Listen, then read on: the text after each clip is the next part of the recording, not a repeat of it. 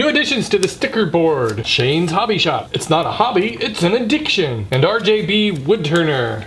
Oh, and I've been busy the last couple of weeks, so I just got to sending out the latest batch of Woodworking for Mere Mortal stickers. So if you sent me a self-addressed stamped envelope within the last few weeks, you should probably already have your stickers now. I want to show off something that I got in the mail this week that came from Finland from Alexi. It was just the nicest thing. He sent this, not for me, but for my wife. It's the first time a fan of the show has ever sent my wife something. It was really funny because I texted her right when this came and I said, "You're not gonna believe it. You got a gift from Finland." And she was all excited and I wouldn't tell her what it was until she got home. But it's a gauge for knitting needles. It's kind of like those that you can gauge the size of drill bits, but it's for knitting needles. And that was so cool. And Alexi, thank you. That really made her day. That was really, really fun. And also, you know, another thing that's fun about getting packages from other countries is when they're packaged in the newspapers, because my son, who was really interested in linguistics,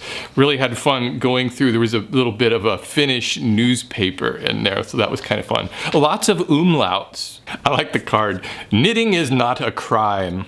See? Knitting and skateboarding. And I want to thank Matthew Chernyev, who says he doesn't do a lot of woodworking himself, but he made this wood burning piece with my logo on it. It's just a slice of a tree that he got from his yard. I thought that was really cool. I think I'll hang it up over here on the wall.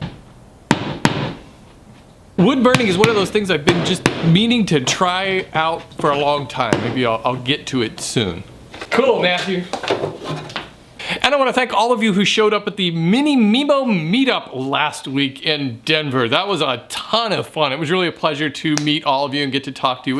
It was a small gathering, so it was fun. I got a good opportunity to talk to everyone. And don't forget the Mega Mimo Meetup on the 26th in Kansas City. I hope to see all of you there. That's going to be a big event. And I've got some Patreon shout outs. 3 new $10 and higher patrons. Dennis Mielker, thanks Dennis. Jason Smith, thanks a bunch Jason, I really appreciate your support. And a $10 pledge from Selwyn Rose, thank you so much for your support. And a big thank you to $25 supporter Lee Hartwig. Lee, thanks a bunch and I'll get you your t-shirt soon. Don't forget you can see a list of all of the $10 and higher patrons over on the website. Fibonacci clock, I hope you guys enjoyed the Fibonacci clock. I think it's just super cool, and probably the most common question I had on that, most common comment was from people who said that they wouldn't be able to tell time on it.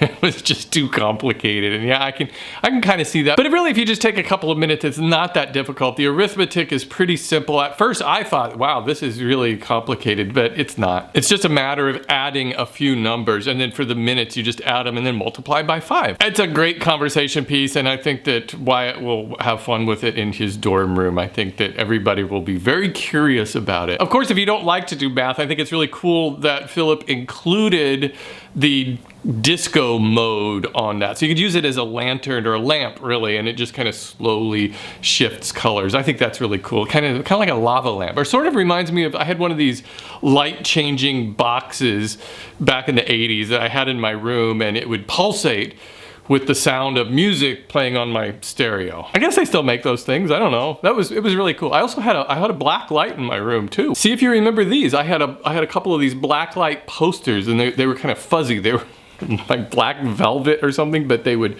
be like a maze or something, and you'd turn on the black light and it would just, the 80s. A couple of really fun things we did out in Denver. We saw the Book of Mormon, the musical. It's by the guys who made South Park, if you're not familiar with it, and it was just hilarious. The music is just fantastic, and I think they're gonna be making it into a movie eventually. I don't know, but it was completely sold out. Went to this big, huge theater in Denver, and it was a lot of fun. The other thing that was unexpectedly interesting was I went to the Buffalo Bill grave and museum, and they sell a lot of really tacky, kitschy stuff in the gift shop. But the main thing was the museum, which was really fun and interesting, and they had all these old photographs of Buffalo Bill, who was this Wild West showman who would take this kind of traveling road show all over the world, really, and he had people in his group from all over the world participating and kind of showing off their own cultures and bringing it all. It was really interesting. I wasn't expecting that. Oh, another thing that was really cool, there's an arcade in Denver called Nicola Play where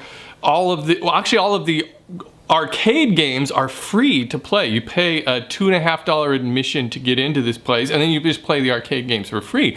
But if you want to play the games where you can win tickets and win prizes, you know, like skee ball and those games of chance, it's a nickel to play each one. A nickel. Can't beat that. We got a hugely busy week coming up. I've got an important announcement coming up on Friday that you can get involved in, and I'll have that, and I'll have my regular Friday video also, and then also on Friday, that's the day that we're moving Wyatt into his dorm. That's when he starts school. Actually, he doesn't even start classes until next week, so they're kind of on a late schedule in Santa Cruz. But if you're only gonna watch one Woodworking for Beer Bortles video this year, make sure it's this Friday. That's all I got for now. I'm gonna see Shakespeare in the Park today in San Francisco at the Presidio. They're doing Romeo and Juliet, so I'm really looking forward to that. We do that every year.